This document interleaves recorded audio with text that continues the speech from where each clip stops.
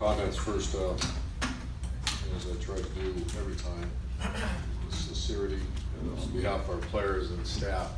Buckeye Nation is awesome. They were up in that right-hand corner up there,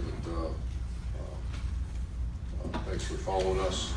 Also, with great respect for our opponent, that was a real one. That was a very talented team, and that quarterback.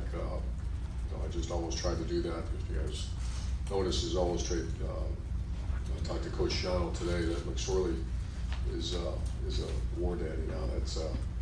That's his competitive guy, and like I said, I don't know him personally. Competed against him for several years, and so very competitive player and great player.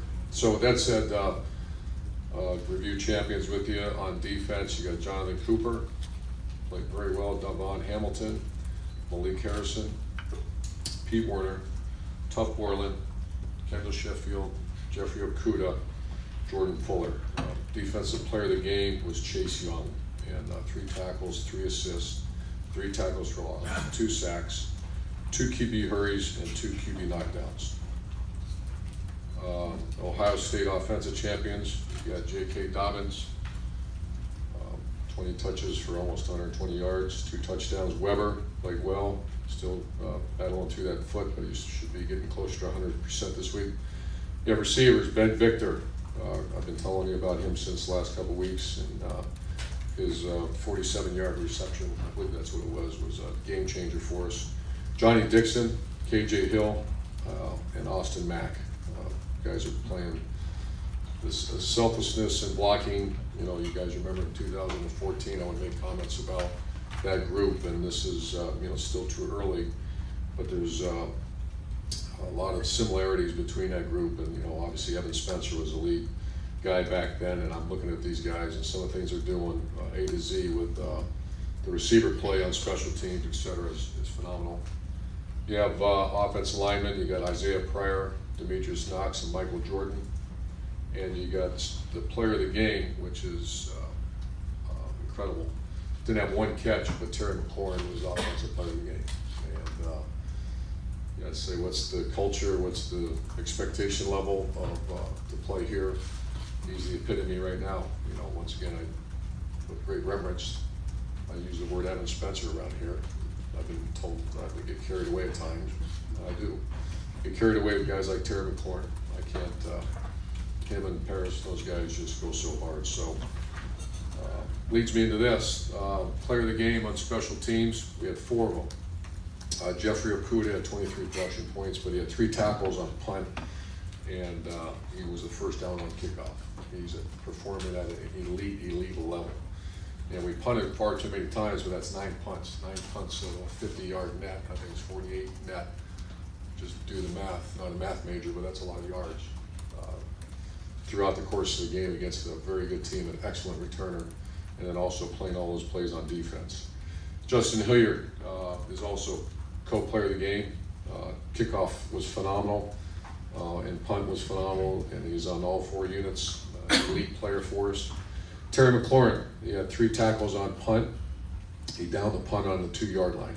And just once again, I just stand with those guys on the sideline. Him and Okuda were just blown out, and to the point where most average human beings would pull themselves out of the game for a blow, and they're not doing it.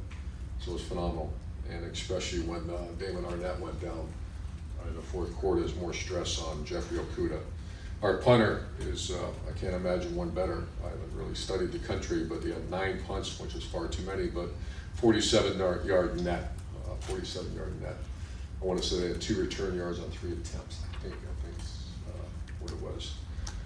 So that's where we're at. I could go on for the next hour and a half and talk about special teams, because that was as significant as anything, especially the punt coverage. It's elite right now, and it's driven by 2 guys that are also starters on offense and defense.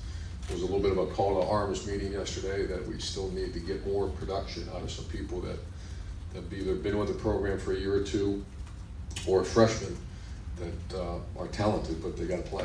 And so every team's dealing with it right now. Game 6 coming up, and we're banged up. Like every team in the country, so guys have to contribute in some way or the other. That was the meeting yesterday. That'll be the continuation as we continue to go forward. I'll answer questions for you. Middle row back, Patrick. Urban, last year you guys had this big win over Penn State. You go to Iowa the next week in a bit of a letdown. When you have games like this with huge comebacks and high stakes, what's the message to the team this week to make sure the level remains where it needs to be? We haven't had that conversation yet. We will. That's real. That's especially at places like Ohio State where you just won the Super Bowl. You don't win the Super Bowl yet. You beat a really good team, and now you got to get ready for another really good team. So that'll be the message. And when you look back at that game, do you think that the effect of the Penn State game carried over? Or I'm going to look forward. I don't. Okay. Thanks. Front row left, Mitch. Urban, what specifically, looking at the defense, do you need to shore up, fix, whatever, to be effective down this stretch? That's a great question. Well, you just have to evaluate the plays, and it'd be like saying, okay, on punt, we did, punt was really good other than 2 plays. That's not acceptable. We gave up a 90-plus yard reception in man coverage. The safety's got to get them down and don't get beat in man coverage. We had the quarterback that was performing one of his best games of his career. Some of it was scramble, some was a direct run. And we all know around here that when you have that kind of player like we had for a long time, JT, a dual threat guy, it's a hard thing to defend. We also went through on point. So the answer is you have to play better. I think that's the same conversation we've had, and you got to continue to work. Understand we have some new players, but this game, it's week 6. We just can't give up those darn big plays. That's what it's been. Far left, Lori. Coach, you mentioned a call to arms yesterday. Your defensive coaches have been telling the guys they're still growing, maybe more than usual, and you've got a very inexperienced quarterback.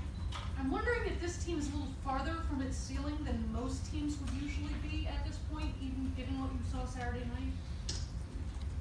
I think that's a great question because you're 5-0, and we haven't played close to our best game.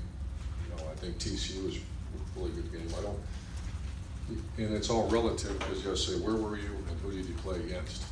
And you can say, well, it's a great environment. It's a great environment, but what made that a great environment was players they had. And so that was 2 sledgehammers going against each other, 2 very talented teams. So yeah, I think you watch the film and you're like, at times, awesome. I mean, just the 4th quarter on offense was, perfect. Not perfect, but well done. The first 2 quarters, you have to give credit. You can't just say, well, you didn't do this, you didn't do this. Look at who you're playing against. They did a very good job what they were doing, which was basically pressuring us 80% of the time, and we didn't handle it well. We ended up handling it very well in the second half. So this team, to answer your question, Lori, there is a tremendous ceiling on this, and we haven't gotten close to it. Matt?